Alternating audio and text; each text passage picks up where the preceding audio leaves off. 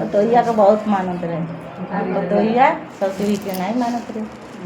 तो सास रोज पूजा पाठ करे, नहाए धोआए, रोज गंगा नहाए जाओ, घर में ना नहाए आवे तो पूजा पाठ करे। ऐसे और वीरवार के दूधिया चढ़वाए। तो पतोहिया का अच्छा ना लगे तो रोज कहे कि ये बुढ़िया सब मतलब लुटा देती हैं।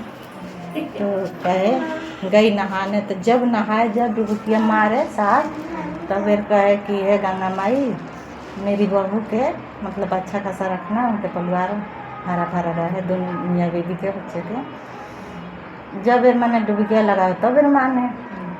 तो गंगा माई सोचे कि देखो सास तो इतना अच्छी है कि बहू के लिए इतना मानती है, अब बहू है तो रोज़ गाली देती है, खाना भी टाइम से नहीं देगी।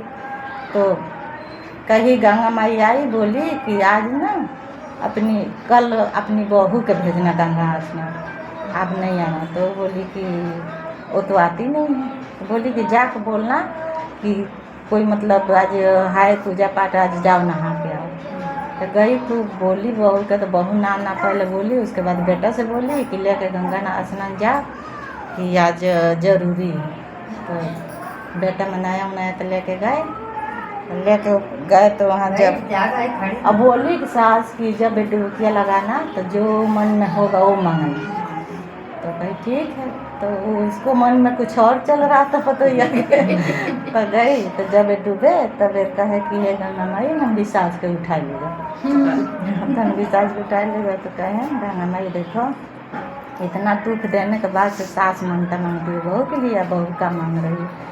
बस 4 बेर डुबकिया लगा ली, 5वां जब लगाई तो सुअर बन गई। जब सुअर बन गई तो बेटा जब निकला डुबकिया लगा के तो देख रहा है तो कहीं है ये नहीं है, वो तो सुअर बन के वो किनारे खड़ी है।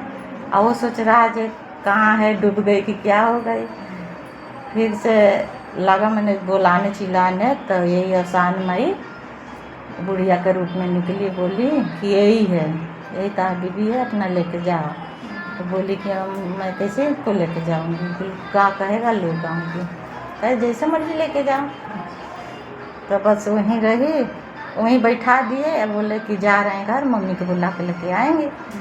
तो घर गई तो बोली कि मम्मी गंगा स्नान तो हम लोग नहीं जा रहे थे, आप जबरदस्ती भेजो, जाके देखो बहू के क्या हाल हुआ है। तो गई सास तो बोली वहीं मतलब बोराने लगे कि गंगा माई है काकी आप मतलब आदेश दिए तो हम भेज दिए, उसके बाद सुअर बना दिए, मैं कैसे लेके जाऊँ। तो वही आसान माई निकली और बोली कि लेके इनको जाओ, इनका जो मतलब मनता मान रही है वही के अथी है, भोग रही है, भोगेगी, लेके जाओ। और 7 सुहागिन बटोरना न उतना और ले आकर दूरिया चबवाना, वहीं इनको बैठाना। और जब पूजा पाठ करेगी तब दिमाग इसका खुलेगा जो क्या मानता है मांगा जाता है। तो लेके गई, कही कि कैसे लेके जाऊँगी, तो दिन भर रहने दो, जब रात होगा रात में ले जाना। तो बोली कि रात में लेके जाऊँगी या मतलब दूरिया में अब सब जनानी आई हैं तो क्या कही हैं। तो बोली कि जब पूजा पाठ करिए तो हम मतलब वहाँ आ जाएंगे, तब जो करना होगा कर देंगे।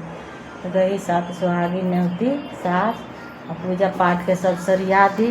और तब ताकि कि वो अवसान मई सबके आँख बंद कर दी, और वो आके बहू के बैठा दी और पूजा पाठ की, माथा टेकी और बोली कि है अवसान मई जो हमसे भूल चुक होगा वो माफ़ करना, अब ऐसे कभी नहीं करूँगी, मेरी सास बहुत अच्छी है, उनसे भूल हो गया, अब माफ़ी मांग रहे हैं, अब मैं भी पूजा पाठ करूँगी, मेरे को सही कर दो।